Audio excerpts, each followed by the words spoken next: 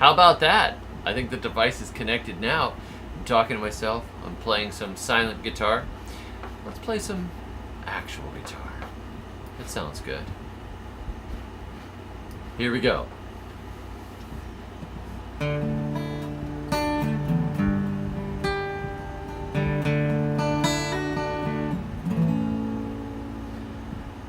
buried my rabbit neath the cherry tree one fine afternoon. Someday I know that we'll meet again on a fruit salad spoon. Laid my hamster to rest last night beneath the pumpkin vine. Someday I know that we'll meet again in a Thanksgiving pie. If it dies when it's at my house, it'll end up in the soil. My trees are all fed by pets, shuffling off this mortal coil. Put my puppy neath the garden bed one early winter morn. Someday I know that we'll meet again in a lovely row of corn. If it dies when it's at my house, it'll end up in the soil. My trees are all fed by pets, shuffling off this mortal coil. Laid the taxman to rest last night beneath the money tree, and I know we'll never meet again, 'cause he won't be in heaven with me.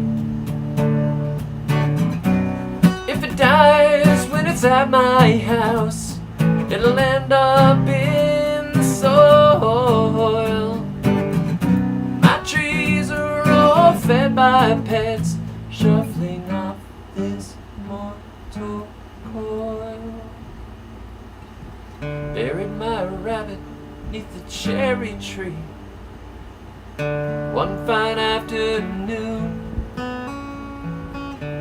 Someday I know that we'll meet again on a fruit salad spoon.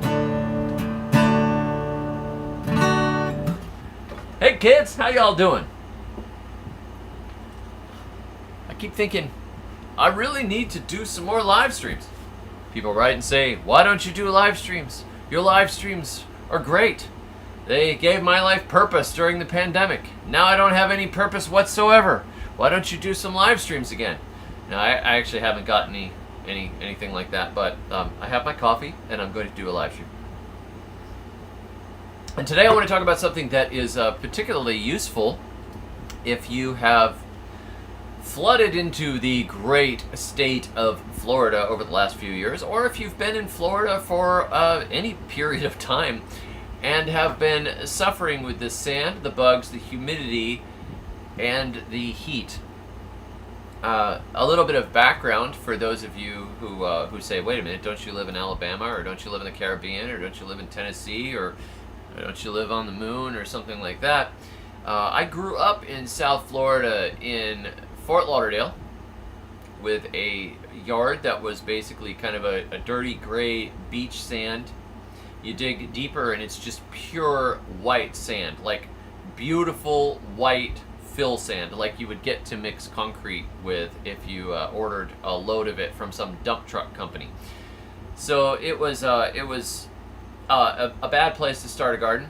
My great-grandfather was from upstate New York, and when I was a kid, I got to go visit his garden a couple of times, and I was amazed to see the rows of cabbages, the rows of beets, the rows of potatoes, to see all the jars that my great-grandmother put up, to see this big garden that was beautiful and lush, and I said, I really want to do that. And so my dad put a little garden in the backyard for me, a little 8x8, and we bought some bags of dirt from Home Depot and dumped them back there, and I think we dumped in some peat moss, and I got some packets of seeds, and I proceeded to kill things pretty effectively for multiple years. I did manage to get some beans. I managed to get some anemic looking lettuces. I managed to get some cucumbers out of it. I really didn't know what I was doing, and it seemed like no matter how I tried to make compost or dumped in peat moss or dumped in bags of soil, which was expensive, that within a short period of time it would simply return to sand again. And that's something I think you don't realize when you aren't dealing with it, that all this stuff about improving the soil and raising the organic matter content in a high rainfall, sandy soil situation like you have in much of Florida, the organic matter doesn't stick very well. Naturally, the soil does not contain much organic matter. As soon as you take the grass out, the organic matter just burns up and continues to burn up. And even with grass, people spend a lot of money on their grass in Florida trying to grow something that looks like a lawn. And you'll see these properties where there's a patch of grass and some white sand, and a patch of grass and some white sand, and there's some stickers, and maybe if they're lucky they've got some clovers in there, or some spiny pigweed, that sort of thing. But it's not really, geology is not really with you in Florida for the most part. There are some areas around Okeechobee with muck soil. There are some areas that have kind of a gumbo clay. There are some swampy, peaty areas. And then if you go down into the Keys, there are areas where it's just basically lime rock, and you have to knock holes in it and dump dirt into it to grow anything. So it's not particularly amenable to soil improvement. To get long-lasting results in Florida soil is not that easy. Now, on the other hand, it's really, really easy to pull weeds. You can just grab a weed and yank it out of the ground, and because it's just sand, it's like pulling seaweed off of the shore. The roots just pull right out. And you can dig very easily. When I was a kid, we dug great big holes in the yard, and we dug tunnels, and we propped them up with boards, and it was very easy to dig a lot in a short period of time. But putting in a fence, super easy. You just get out there with your post hole digger, and you can dig holes extremely easily. It's nothing like the clay that we dealt with in other locations, where you're really hammering into the ground and pickaxing to try and get anything to be plantable, or to dig you got to go and rent an auger to dig a fence. It's not like that. It's very easy to dig. The ground works very easily, but it's not what you would call soil. And then when you add that to the fact that if you're in the middle to the northern part of the state, you do get freezes. Most of the year it's pretty tropical, and you think, hey, I could grow papaya, I could grow mango, I could grow starfruit, and then it goes from 80 degrees down to a 25 degree night, kills all your tropical stuff. But then, the other 362 days of the year, you could have grown tropical plants. But you're so far south that the chill period is not great for most of the northern fruits. And a lot of the northern fruits succumb to disease issues. When you grow tomatoes in Florida, yeah, tomatoes are produced in Florida. It's got a nice warm climate. You'd think it would be pretty good for it, but they're prone to a lot of bacterial diseases. They're prone to splitting. They're prone to getting eaten by leaf-footed bugs and stink bugs. You plant these tomato plants and they look really good and beautiful, and then as the green starts to turn to red and you go, oh, there's a red one, that one's looking pretty good, and you pick it and you find the whole bottom of the tomato is all goo. That happens a lot. That happens a lot. And things that you think should do well, like these are just crops that were easy up north, it seems like you fight with it a lot. So today we're going to talk a little bit about Florida gardening hacks. that will help you produce food in the state of Florida. And I also want to share with you that I have a course that I developed on Florida gardening. So if you want the in-depth version of it, I will pin this to the top here. Florida gardening is made much easier when you have a certain amount of knowledge about it and you kind of rethink your assumptions. And so in that course, it's basically a combination of my Florida gardening books. I've written, oh my goodness, what have I written? Like 5 books on Florida gardening at this point.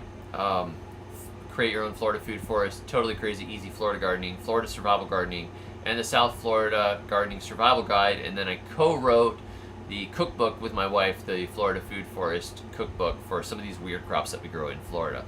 And I distilled that information down. I filmed our gardens and even went down to South Florida, and I've done a lot of research. I've grown in the middle of the state. I've grown in Polk County. I've grown in Marion County, and I've grown in Broward County, and now I grow just a little bit north of Pensacola. So we've pretty much got the state covered. And there's about 3 hours of video in there, plus a crop list, plus digital versions of my books for the state. So it's the in-depth version, all the information distilled down in a series of 6 courses, basically. Chuck, 6 video training with an overview of like far beyond what we're going to discuss today. But for those of you that are too cheap to buy my course, or if you want to just kind of get a taste of what's in it, I'm going to cover it now. So, okay, first of all, the first thing you have to rethink when you are gardening in Florida is you have to rethink the plants that you grow. There are some plants that thrive in Florida. Obviously, Florida is green. There's a lot of greenery in Florida. There's a lot of beautiful, beautiful plants that grow in Florida. But when you watch somebody that is an expert gardener from another climate, like say you're watching Callie Kim, or say you're watching James Prigioni, you are watching from a different climate, and you look and you try to mimic, and they have a lot of good ideas, but the ideas may work, the planning of some of it may work, but the timing is wrong, and the crops are wrong. So, for example, we keep trying to grow nice white potatoes, and we keep struggling with white potatoes. But we grew a lot of cassava in Marion County, in Fort Lauderdale, and in Polk County with very little issue. A lot of people aren't familiar with cassava. They don't think of an alternative to potatoes. They think, I need to grow potatoes. But you may be struggling hard to grow something that is very prone to blight. The fire ants tend to chew them up. I love potatoes. I keep growing potatoes, but it's not what I would recommend if you really wanted to get food out of your backyard in Florida. So you grow potatoes instead, or you grow true yams like Dioscorea alata or Name yam, Dioscorea rotundata. Now, people aren't familiar with these. They think, oh, sweet potatoes, it's a type of sweet potato. No, it's a starchy root that's a lot like a potato, but it doesn't take any work to grow in Florida because it's adapted to Florida. It grows awesome in Puerto Rico. What I'm covering today for Florida, for the most part, works in Puerto Rico, works in the Caribbean as well, because when you get down, the further south you get, it gets that way. Now, if you get to the middle and north part of the state, obviously the freezes are going to knock out some of your productivity. But we still found that you could grow cassava. It just takes longer. It freezes back, and then the second year, you tend to harvest the roots off of it. The true yams will produce right through, and they go into dormancy in the fall, which would normally be the time they go into dormancy for the dry season down in the Caribbean.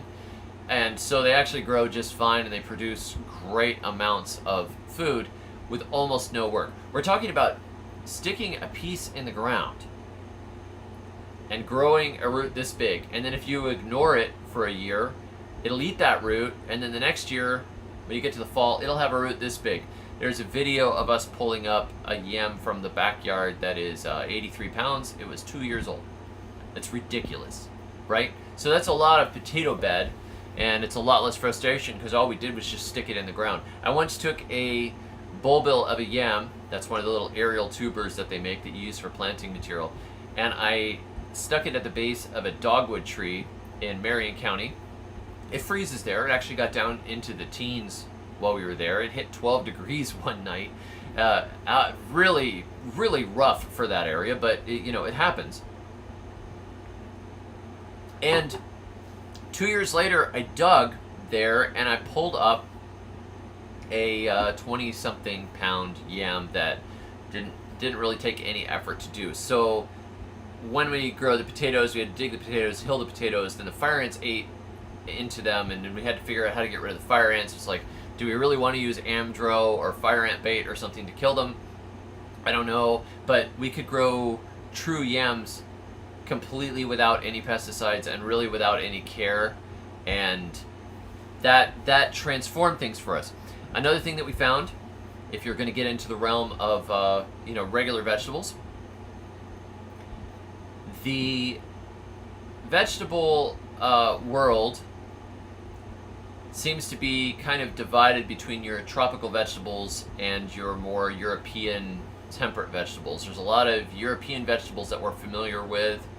I don't know where they all originated for sure, but say things like turnips, broccoli, celery, cabbages, things like that. Those vegetables gave us difficulty in Florida. Not that they're impossible, because if you're a good enough gardener, you can often find ways to make things work, except for rhubarb. I've never figured out how to make rhubarb grow. And I haven't had much luck with Brussels sprouts. The plants grow really big. You get these little tiny open Brussels sprouts on it because it's not a long enough cool period. But if you look at it from the perspective of where is Florida located and what is similar to that climate, what is hot, humid, buggy, rainy, and you start going for vegetables from, say, Southeast Asia or Africa, you start to have remarkable success. They may not be what you're familiar with. You're going to have to do some substitution. But if you grow pak choi, it does quite well. If you grow yard-long beans, they do quite well. If you grow amaranth, which is from Mexico, it does quite well. If you grow some of the tropical pumpkin varieties or the Seminole pumpkin varieties, they do quite well. But when you try to grow your Hubbard squash, you try to grow some of your summer squashes, you struggle. My wife always wanted these summer squashes, and we would plant them and they would start to get really big and happy looking, and then suddenly the entire thing would wilt, and it was because the vine borers got into them and destroyed them.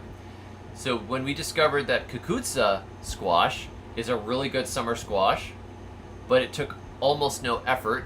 It has African genetics. It can take the heat, it can take the bugs, it can take the humidity, and it just runs. We stopped trying to grow those. So we went from being, struggling and growing, 100 pounds of food in a year and going, hey, we made 100 pounds of food, to last year we had over 3,000 pounds of food. Ridiculous amounts of success. Now you would say, well, who in the world needs that much food?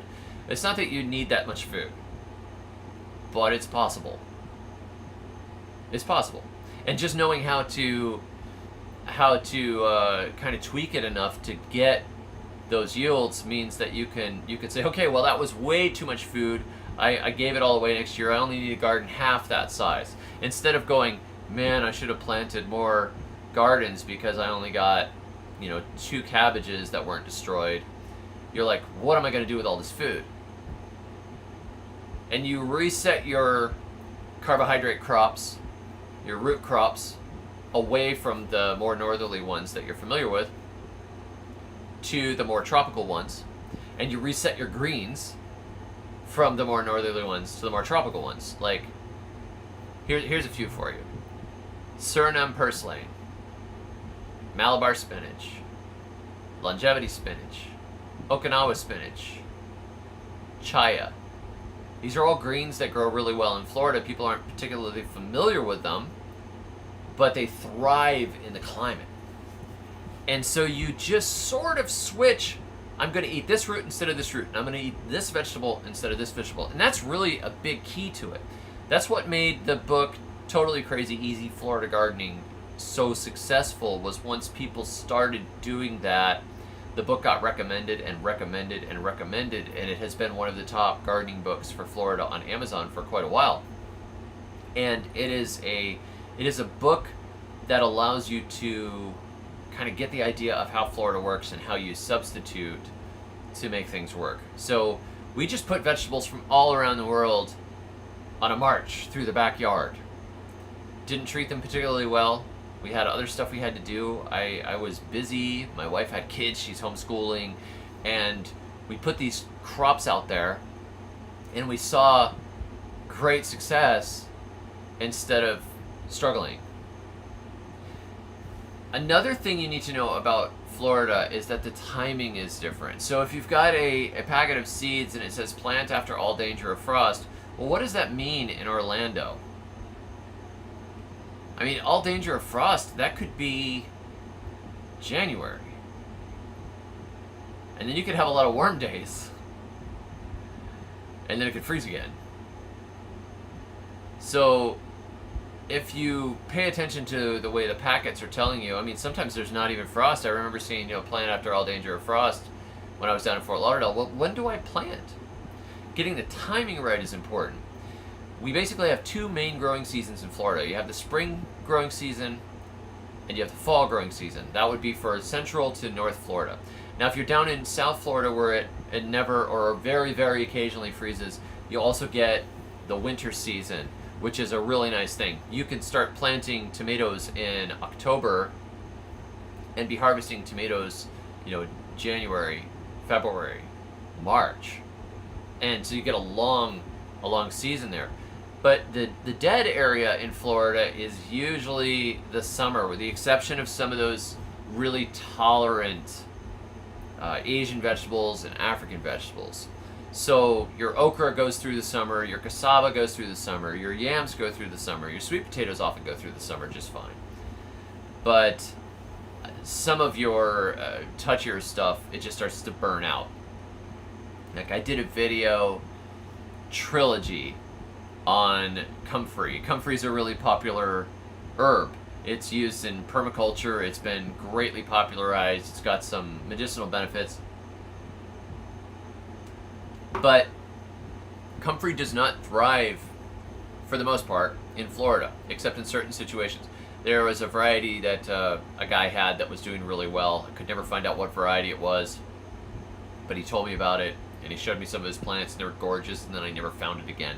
But the standard varieties that you get, they tend to get burned out in the heat, and sometimes they die completely, particularly if they're in full sun, or if they're in that hot, sandy soil, and it drains all of the moisture away, and you get a couple of weeks or 3 weeks of drought, and it's burning hot out, and the plant just burns up and dies. So I did this trilogy on comfrey called Comfrey is Terrible. That was one of the videos. Comfrey is Amazing is the other video, and Comfrey is So-So was the third video. Well, for some reason, Comfrey is Terrible took off more than the other two videos, and people didn't catch that it was part of a trilogy. I was talking about how comfrey is not well adapted to Florida, so often a lot of the permaculture uses for comfrey, we substitute moringa for. The moringa tree is from Africa. It grows extremely fast. It makes very nutritious leaves. You can make moringa tea out of it to drink for yourself, or you can chop it up and use it as a chop and drop. It stimulates plant growth. You can make rotten, fetid swamp water tea out of it, or compost tea out of it. And it fills in a lot of those gaps that comfrey doesn't do that well with in Florida. So I was saying, right plant, right place. If you've got the proper plant, you don't have the issues. So people saw the comfrey is terrible, and they're going, whoa, what? Comfrey's terrible. It's like, okay, in particular situation, I was like, it's a whole trilogy. You've got to go and watch Comfrey is Amazing, because I talk about the benefits of it and where it works well. And then I talk about how comfrey is so-so, where it's basically, why do I even bother doing all of these videos? And I wander around in a bathrobe and talk to myself for a while, which I think is important. It's important to watch the entire trilogy so you can get kind of the pathos behind it. But So there's a kind of a mental block sometimes where we think that because I've seen it work for so and so, it should work for me. But climates differ a lot, and Florida's climate is all over the place. So some of the plants that you think should do really well don't. Somebody wrote me today and said, I'm moving to Florida. I've heard strawberries, there's tons of strawberries grown in Florida. Do you grow strawberries? So, well, I have grown strawberries with some difficulty, but if you look at the way strawberries are grown in Florida, they're grown because they can get an early season, but strawberries are often grown as an annual in Florida. They get the plants and they set them out in these big mounds of plastic, and they spray them and irrigate them and fertilize them like crazy to get perfect looking strawberries as fast as they can, early for the market up north before the northern strawberries are ripening, so they can take advantage of the higher prices in the early season. But that's not the way you're really going to want to grow strawberries in your backyard. It's actually high effort. People do that. They'll go and they'll buy the strawberry crowns and plant them out in plastic in usually half shade or something in their backyard, and then take care of them until they make strawberries, and then they just tear them out. It's really kind of ridiculous, because I remember when I was in Tennessee seeing large beds of strawberries that had grown year after year, and they would go through and they would thin them out and weed them out, and they just kept producing strawberries every spring. But strawberries actually don't really thrive in Florida unless you are babying them to death and growing them in a kind of Florida way.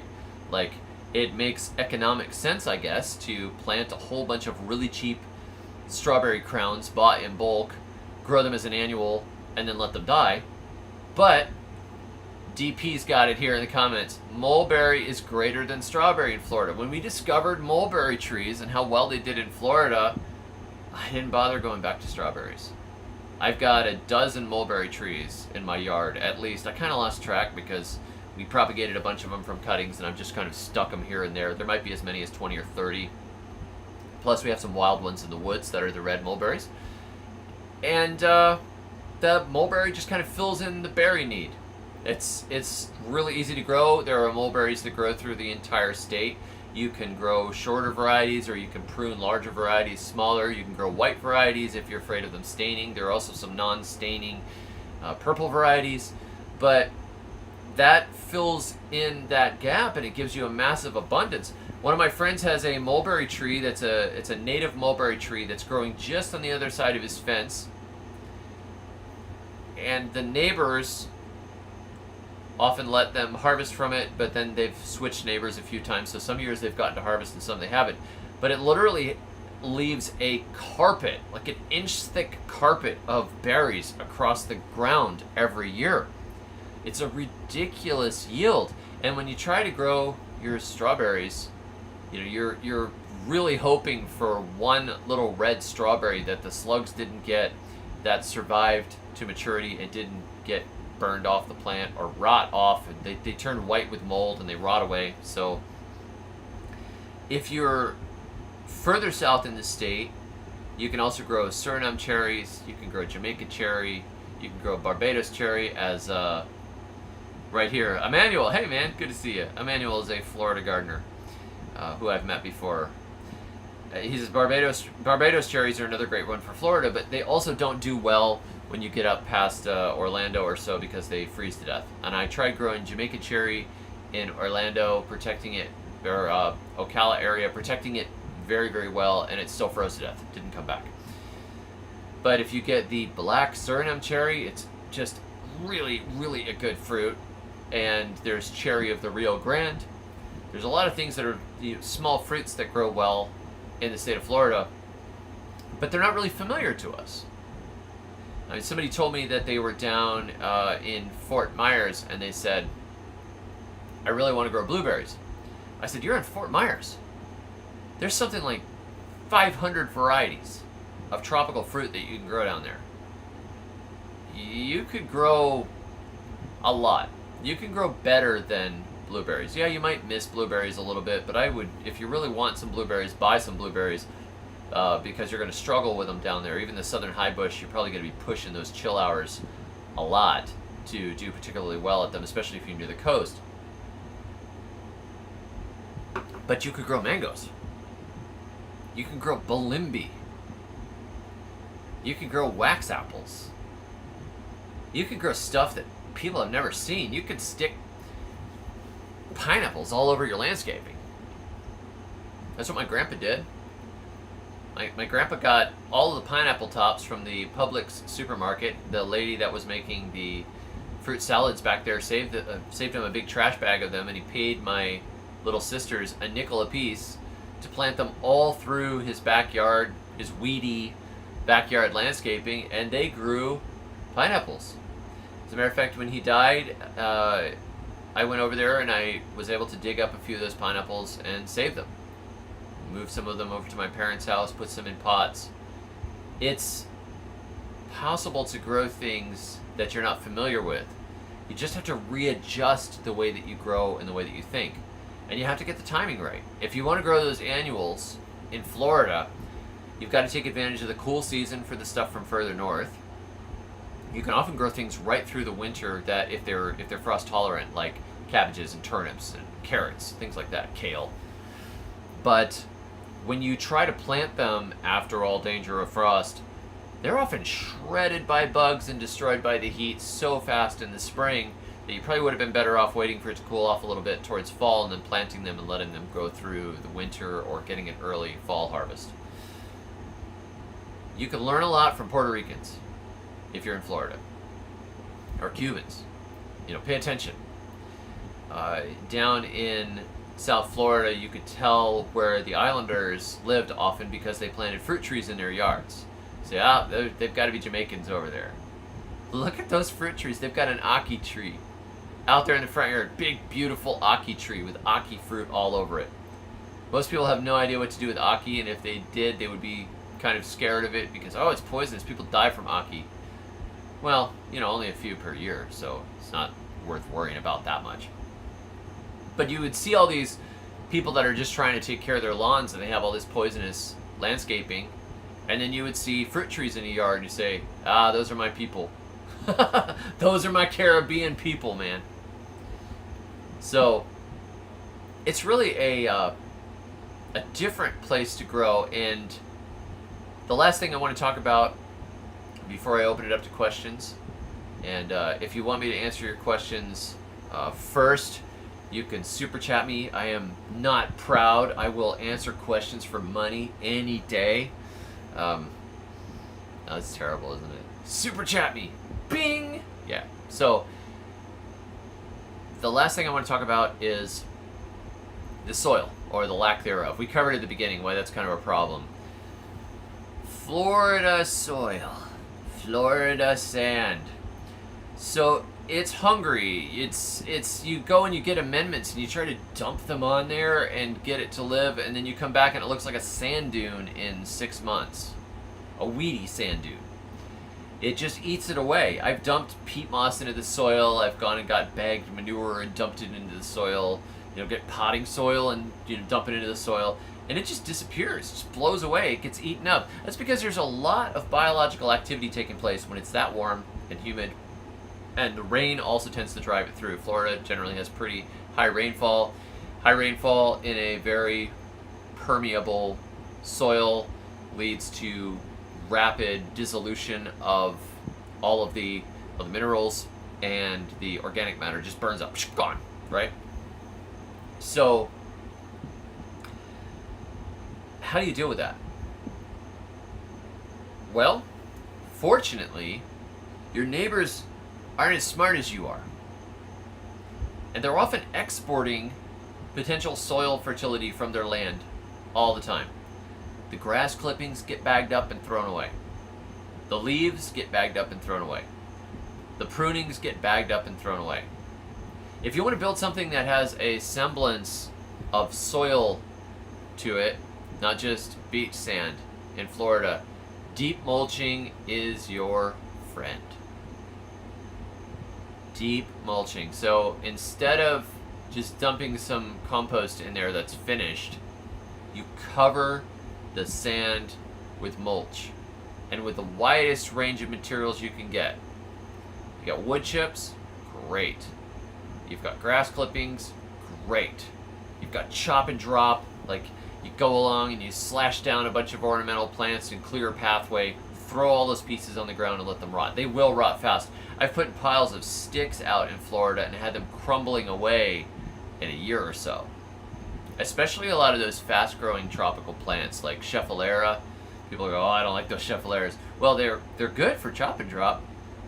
It rots down quickly. Poinciana trees, cut them, drop them. The mimosa trees that nobody likes, chop them, drop them. Albizia lebic. There's quite a few nitrogen-fixing, fast-growing plants. Some of them are pretty annoying with how fast they grow, but I look at plants that grow back quickly as something that I can feed to the soil and let it rot down. So when we planted the South Florida Food Forest Project, we went down the street in Fort Lauderdale and we took all of the yard waste bins and we threw cardboard down on the ground over the patchy weeds and grass around our fruit trees, and then we just dumped tons and tons of yard waste. We're talking palm fronds, ornamental bananas, like bird of paradise, and ferns, and hedge prunings, and grass clippings, and Schefflera leaves, all that stuff. Just this great big mound of organic matter. And within just a few months beneath it, I was seeing evidence of worm activity, I was seeing a lot of insect frass, and I was starting to see this deep, brown, crumbly humus developing. If you scrape that mulch away, the organic matter that's there will burn up pretty quickly. Somebody went through the food forest to help me because I was not living in the area, and they decided to rake up a bunch of the debris and bare the ground to make it look neat again.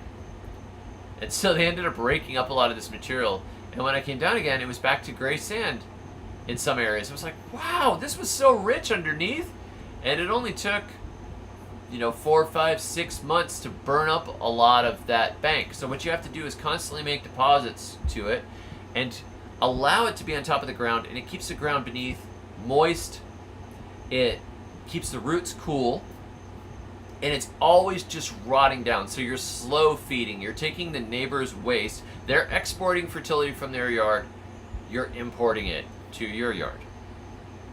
Even chunks of wood you can just put in there. There was a tree that was taken down, we chopped up the pieces and we just laid them on the ground all over the food forest to rot down into the soil.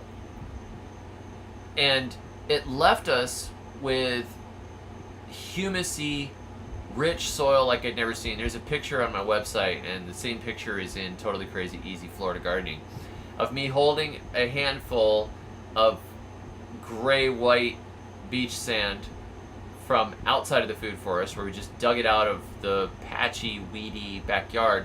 And then in the other hand, this rich, brown, compost-laden soil. And that was from years of just perpetually dropping stuff on top of the ground and replenishing it. Your neighbors will happily replenish it. They're just going to keep throwing their stuff out. They're going to keep raking up all of the soil fertility from their yard, all that hard work that those plants made, all of that carbon gathered from the sunlight and from the air, and they're going to throw it out for the city to deal with. But if they throw it in your backyard, or you just go and snag those yard waste bins before they go to the dump, you can just dump that in your backyard, and you're importing the fertility. And if you keep that ground covered, everything grows better. It just grows and it grows and it grows, and it perpetually slowly feeds. The whole backyard becomes, or the whole garden area becomes, a compost pile.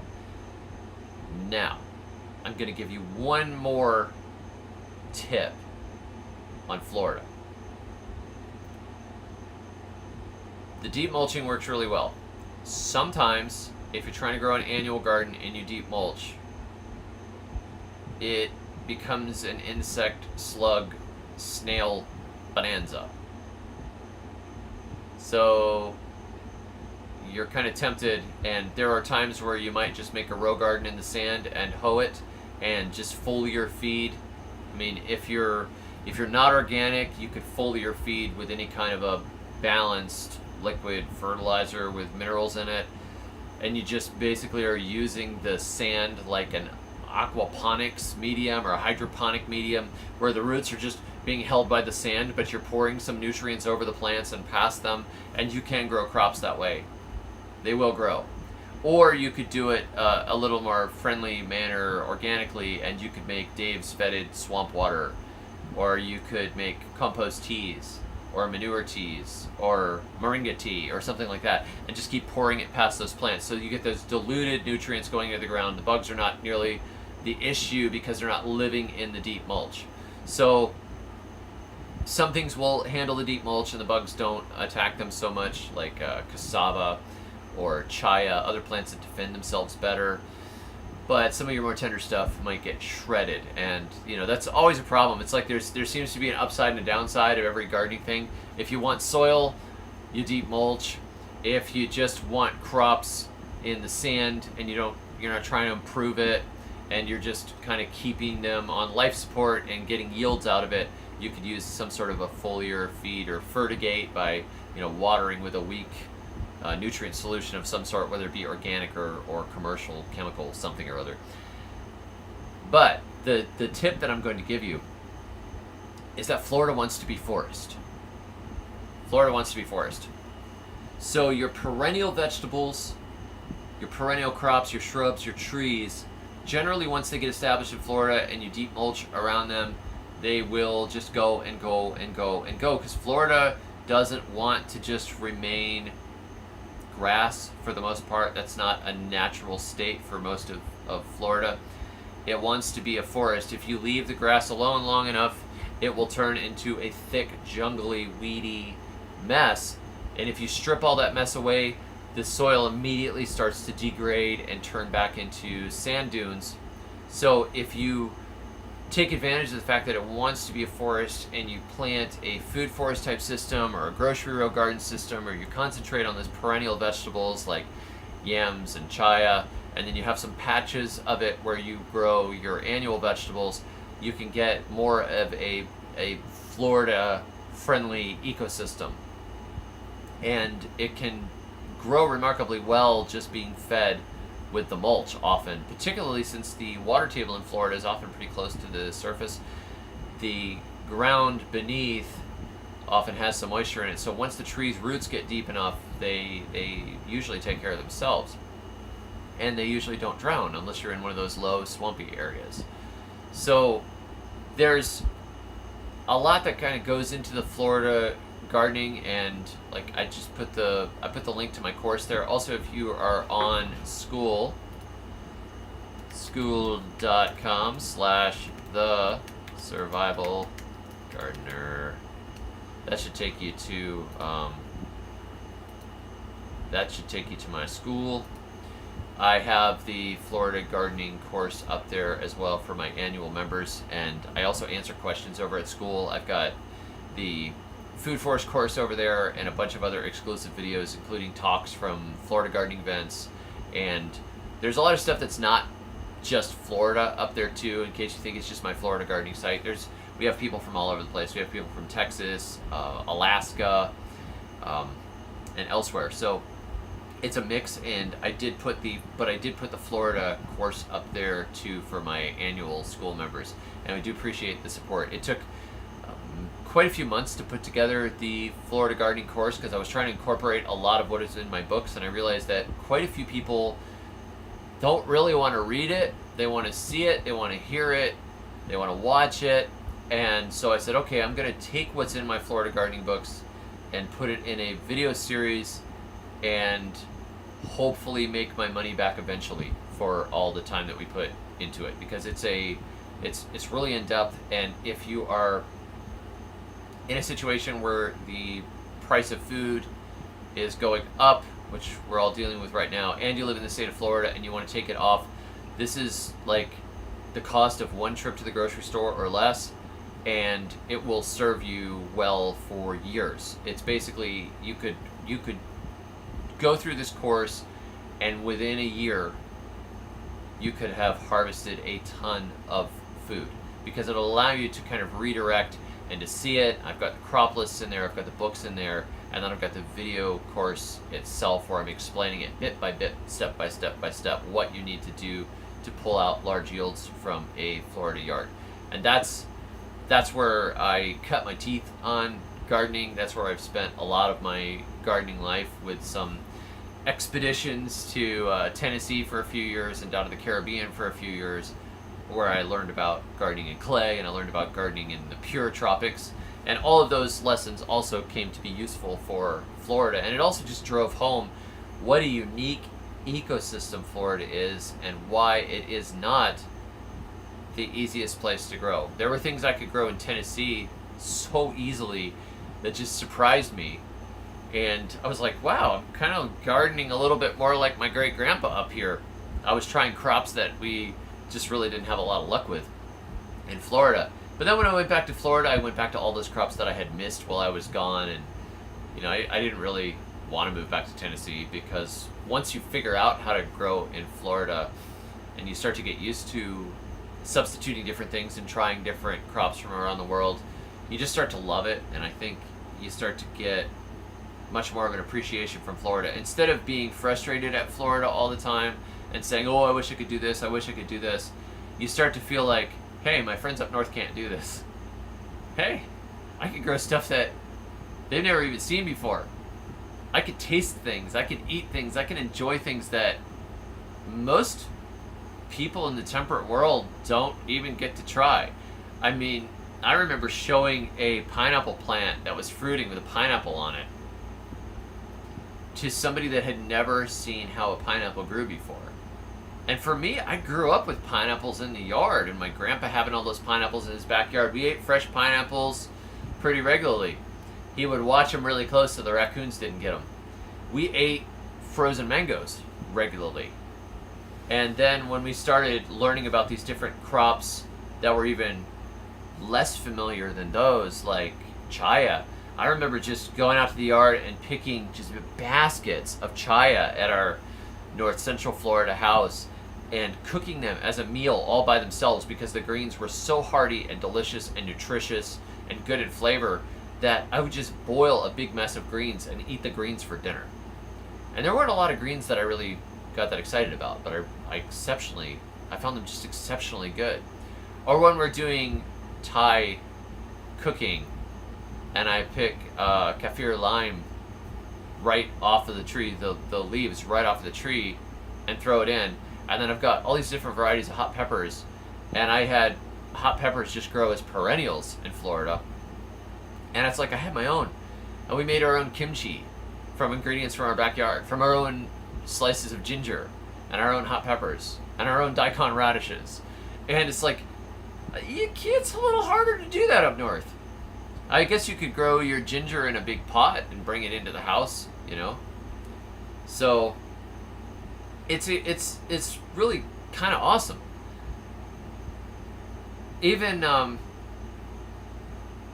guess, when you think about it, we always complain about the things that we don't have. Like, I wish I could grow.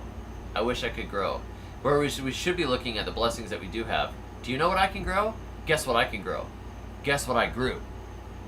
And when you kind of reset it to that and you figure out that the sand is not your enemy, the climate's not your enemy, the garden is not your enemy, and you start to readjust on it, and you start to get that really great understanding of how to do it, and things just start to fall into place. It's like when you're learning how to swim and you're terrified as a little kid, and then once you learn how to swim, you just have so much fun and you play Marco Polo for hours. That's what it's like. It's like, this is easy now. But I had to learn it through a lot of mistakes and a lot of dead plants. And so condensing it down into the books and then putting it into a course, I guess, was just the logical thing to do. So if you're interested, the link to the course is up there. I highly recommend, if you're in the state of Florida, just buy it. If you don't like it and you find that it's not useful, I will refund you. So there's not really anything to worry about. I want you guys to go and fill your yards full of food, because I think that food is not getting cheaper. I don't like the way the food supply is corrupted by all of these chemicals and toxins. I have found that our gardens over the year have been a great way to save money. It's not, the old joke about, you can grow food in your garden that costs 5 times what it does in the store, and it's not supposed to work that way. You can actually take a significant amount off of your budget if you have a garden that works. And getting a garden that works in Florida is actually easier than you think. So if you like what I'm doing and you think it's worthwhile and you want to give it a shot, go hit the link, and I think you're going to find that it's extremely useful. The people that have gotten it in my school group are very happy with it, and they said it was quite useful to them. We actually were doing a Grow 500 challenge. Can you grow 500 pounds of food in your backyard garden this year? And we just had one of my top, I would say he's my student, but he's probably smarter than I am, but he attributes his success to some of my gardening encouragement. But he just hit over 500 pounds of food in his backyard. And if you were to go out and buy 500 pounds of produce, obviously that's a lot of money. You're probably talking a few $1,000s worth of food. Never mind the fact that he grew it organically, so it's probably $10,000 worth of food if you were to go to Whole Foods or something. So it's important to know how to grow your own food and to get it right. So you will not regret learning how to grow your own food in Florida. So I pinned the link at the top. Go get the course. It's going to be useful to you. So now I'm going to take questions. So yeah, William, I'd like to see you over at school. I appreciate all your encouragement over the years. It's been really nice. I'm always happy when I see your name show up. And I know a lot of you guys have been around a really long time. That is this school link. If you do the annual membership on school, you get all the courses and everything. So let's see, what do we have here? Hey, Bowtie Lifeguards, nice to see you, man. Hey, Amy. David, it's amazing what we can grow in Florida, especially how many different types of fruit trees and greens. Yeah, it's like treasure hunting, trying to figure out what grows in Florida. So over the years, we've tried this and tried this and tried this and tried this. There's not a lot that we haven't tried. There's probably only about 1 million plants left that we haven't tried, but we're doing pretty well. Robert says, currently growing several edible hibiscus besides cranberry and 4 types of roselle. Dude, that's awesome. I love those roselle. The roselle is also called Florida cranberry, and that is one of the ones that we grow as a substitute for cranberries. And it makes a really, really good Thanksgiving cranberry sauce. So, super good.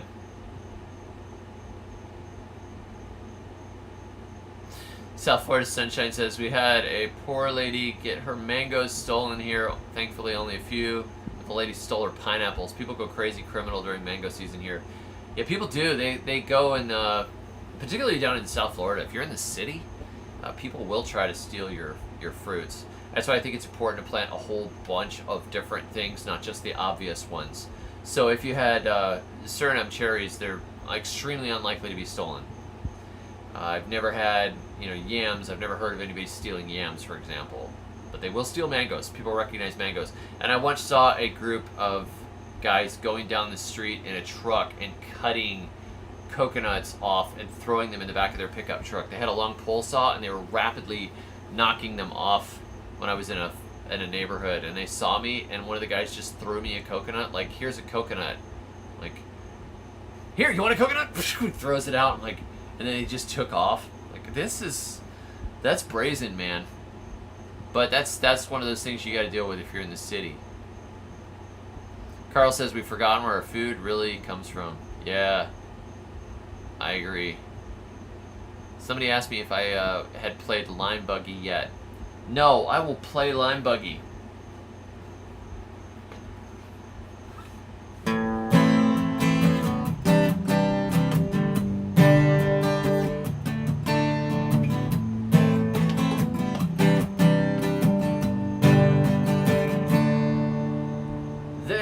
truck in my field. In my field there is a truck. On the back is a thing. Yeah, a thing is on the back.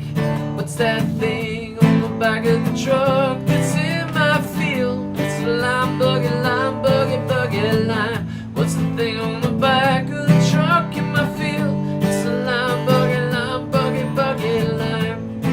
A lime buggy on a truck with a lime buggy. A buggy filled with lime, a lime filled buggy thing. Oh yeah, yeah, yeah.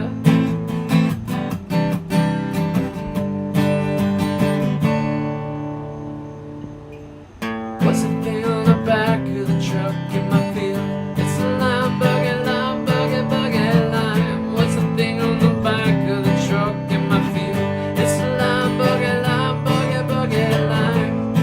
A lime buggy on a truck with a lime buggy. A buggy filled with lime, a lime filled buggy thing. Oh yeah, yeah, yeah.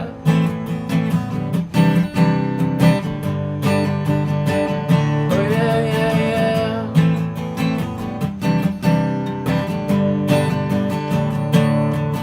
In the future and the past, spreading lime across the grass, lime buggy lime.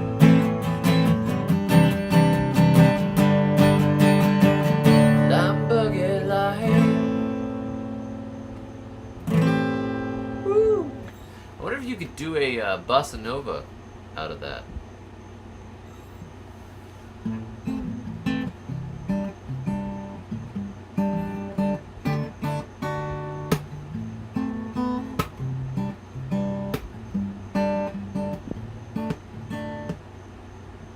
Lime buggy, yeah. Let's see. It has to be like a little more like.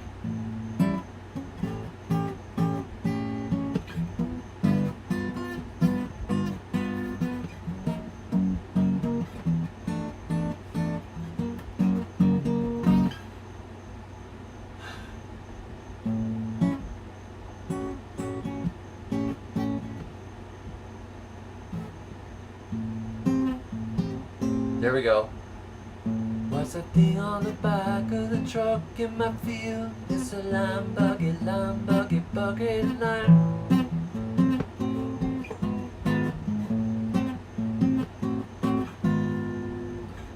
What's that thing on the back of the truck in my field? Lime buggy lime. It's pretty good. 90s rock version. Yeah.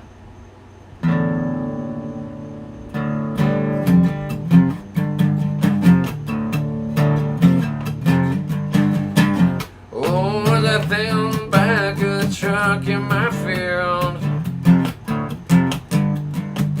Was a thing on the back of the truck in my field. It's a lime buggy, buggy lime.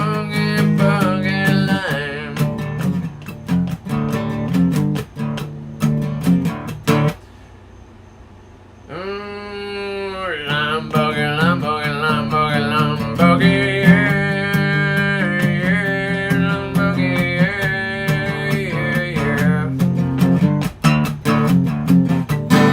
There's gotta be like a little like. I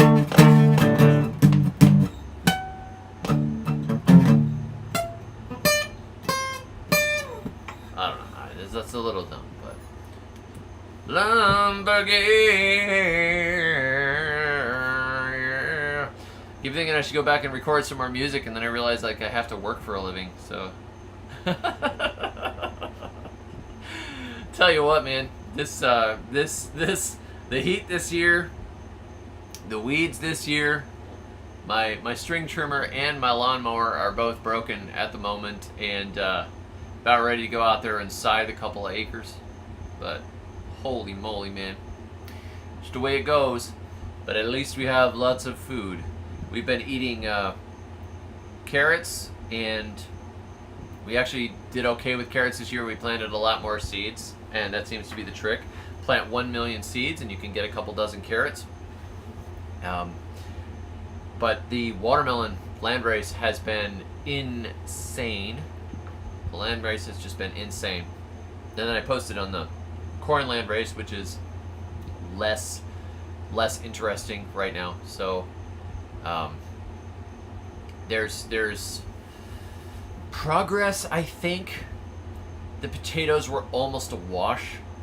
You know what? It's like you keep trying to plant the stuff that you know doesn't really like it here, and you suffer for it, but you really want potatoes. You know how it goes. So I think I could play the hamster song. So we were talking about this Florida gardening course for those of you just showing up. If you buy my Florida gardening course, it will save you a lot of money. I'm just going to tell you that. It's totally worth it.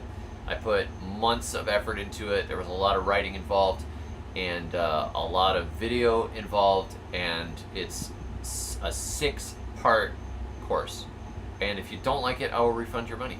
And if you join me on school as an annual member, I put a link to my school group. It's in the chat. The course is on there too, so you can get the extra benefits of membership too. But if you just wanted the course, there is a link to that too. So I also I want to thank for the super chat here, Emmanuel. Emmanuel says, "Will you visit Fort Lauderdale again? Still have the photo we took on my wall. Great memory I cherish." Yeah, man, I really enjoyed meeting you. I like the work that you're doing, and I would love to meet up with you again. So yes, I will visit Fort Lauderdale again. I think I'm going to be down there probably at the end of the year. I'd like to get down there more often because I have family down there, but it's a long haul from up here. If you drive from Pensacola to Fort Lauderdale, it's like 10 hours. Florida is really long, and just going across the Panhandle is something like 4 hours. It's a long slog, and it just is really boring, and you start falling asleep on the road. And I gotta get down there again. I don't like to fly, I like to drive, but it's a long drive, and my van gets about 10 miles to the gallon, so it's a commitment. If I go down there, I want to stay there for a week or two, so yeah, I would totally love to see you again. And I really appreciate the super chat. Thank you, man. I'd pay money to hear "Eye of the Tuber." Okay, it's a super chat request night. I think I said what I was gonna say. I think that you guys should get my course, and I'll refund you if you don't like it. And I just had to say that because I think I'm really proud of this course, and I think it will help you if you're in Florida. If not, send me a super chat, and I will sing a song for you. That's hilarious. Okay, Joe says $2.50 for your tip jar, Sir David. Thank you very much. Much appreciated. Always good to see you, and I appreciate all of your encouragement, Joe. So QRP Life requests "Eye of the Tuber." All right, let's see if we could do this. I'm gonna have to look up the chords for the original song. There we go. I'll see if we can do this. Let's see.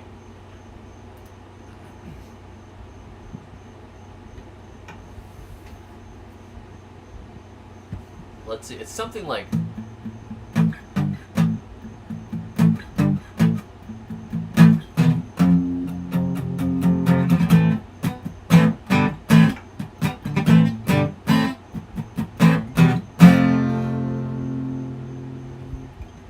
Growing up.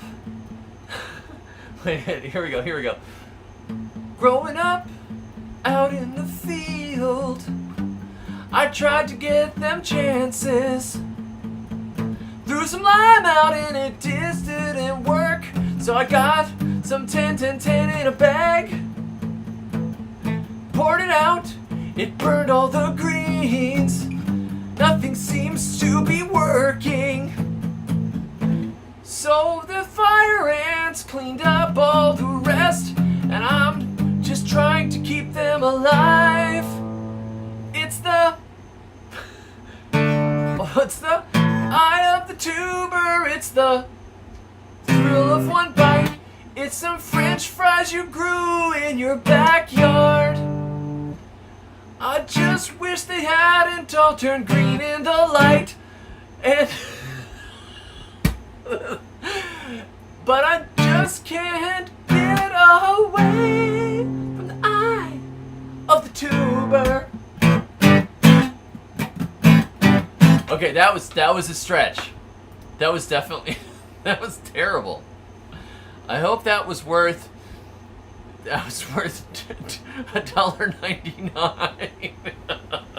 This is an expensive jukebox. The eye of the tuber. Get in the studio and lay it down. Let's see.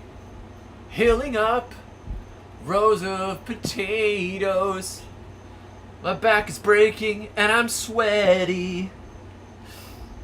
I just know the fire ants will eat them again, and I don't know if they have the will to survive. Agrarian Arc says, what's something you can't grow in your zone that we can grow up here in Wisconsin? What do you miss about cooler zones? Okay, giant cabbages. I wish I could grow giant cabbages. I love looking at those giant cabbages. I love cabbage. I love sauerkraut. I would love to grow some of those big old-fashioned cabbages. Another one is I really like blue Hubbard squash. And I can't seem to grow blue Hubbard squash down here to save my life. So, those two, definitely, we struggle a lot. And like I said before, rhubarb. I would grow rhubarb. I've tried it a couple times. It always dies on me. I also miss horseradish. The horseradish tends to just rot and die here. So, do you ever eat the bulbils from the true yams? Some of them, yeah. The Dioscorea polystachya, the Chinese yam, they have really good bulbils to eat. So we take the little bulbils and we fry them in some butter or some lard and salt them, and they're like tater tots. It's like the tater tot plant. They're so good.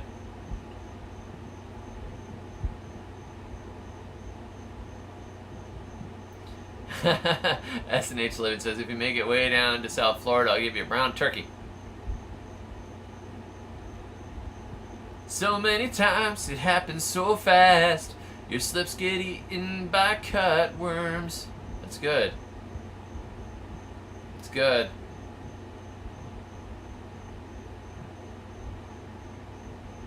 Alright, what do you got?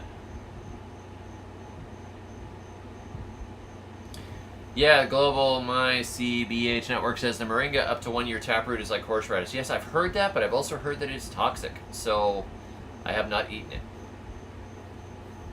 So, I had a good teacher. Nice. Let's see. I want to get a another song here. Somebody request a song. Got another song? If not, I'm gonna pick one.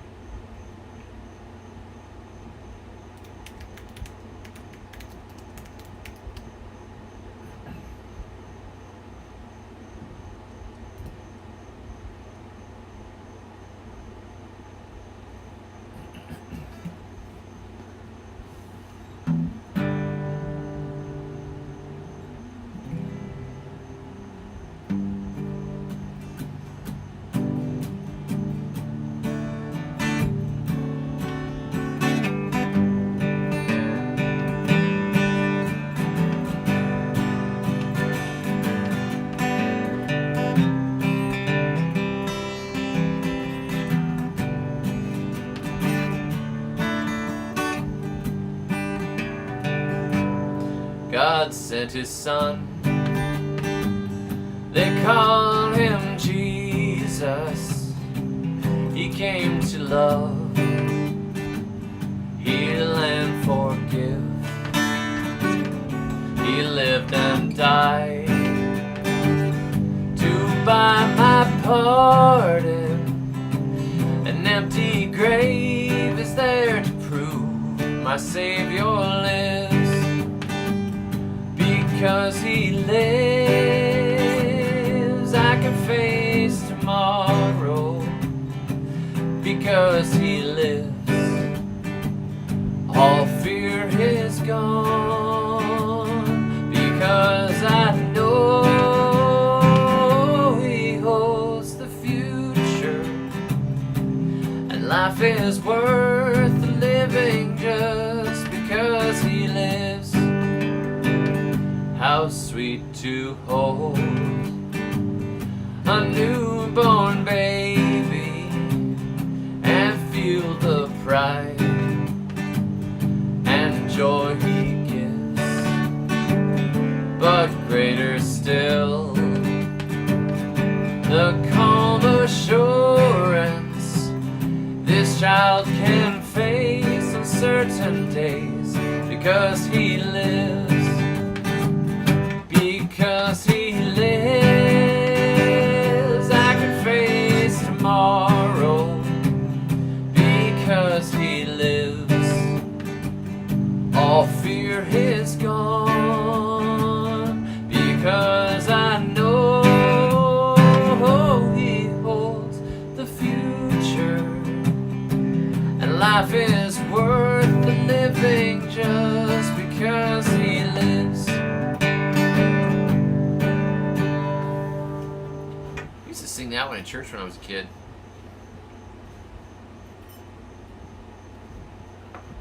Really cool. Anyhow, you guys, 100,000 years. Hey now, I could probably sing that one. I could probably sing that one for you. Let me see if I can find I should have it as a I should have all the chords on it again somewhere. Here we go. This is one that I wrote called 38,000 Years.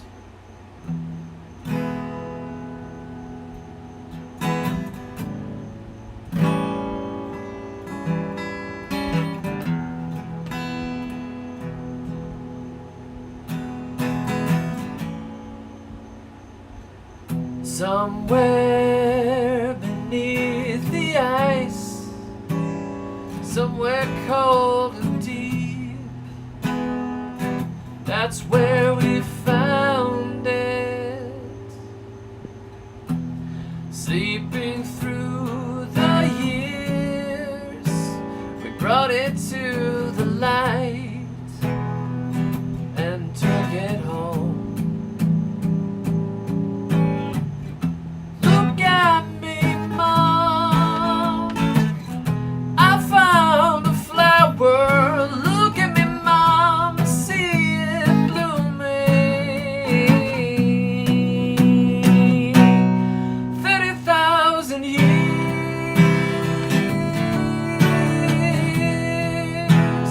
30,000 years.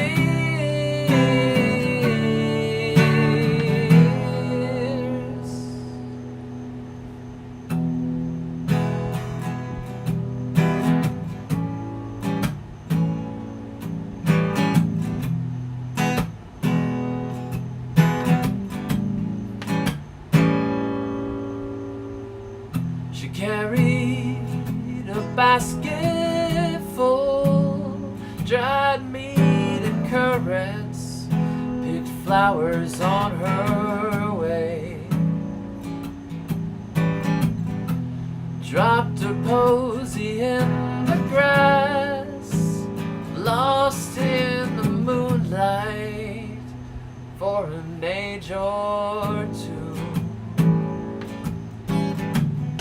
Look at me, Mom, I'm doing science. Look at me, Mom, see it blooming.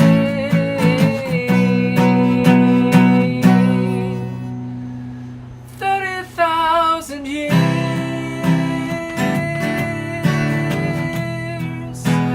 30,000 years.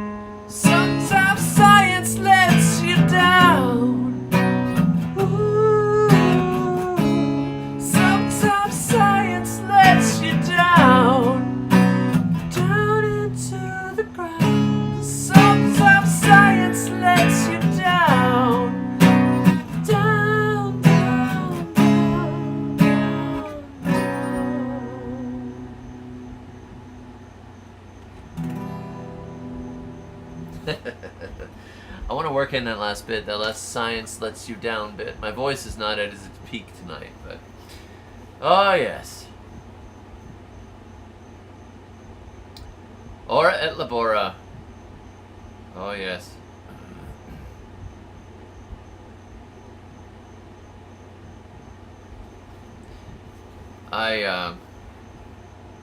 We're talking about Latin here, huh? I love ecclesiastical Latin. I have learned the Salve Regina. So good. Salve Regina. We sing it pretty often. Really, that's a really good one. Gloria in excelsis Deo, and Credo in unum Deum, Patrem omnipotentem, Factorum Caeli et Terrae, Visibilium omnium, et invisibilium, et in unum Dominum Iesum Christum, Filium Dei unigenitum. I love that. I also love Hildegard von Bingen. Hildegard von Bingen. Oh yes, absolutely. I do know her work. I am a fan. We have there is a stained glass window of Hildegard von Bingen over the choir in our church. So, anyhow, guys, have a very wonderful evening. If you don't have the Florida gardening course, that I ostensibly did this entire live stream was just an excuse for me to play guitar, but I have to pretend that I'm working because my wife will expect that I'm paying for paper towels and toilet paper and soap and that sort of thing. And if you can help with that, you can join my school group. I appreciate it. So have a wonderful rest of the evening, and God bless you and keep you. And until next time, may your thumbs always be green.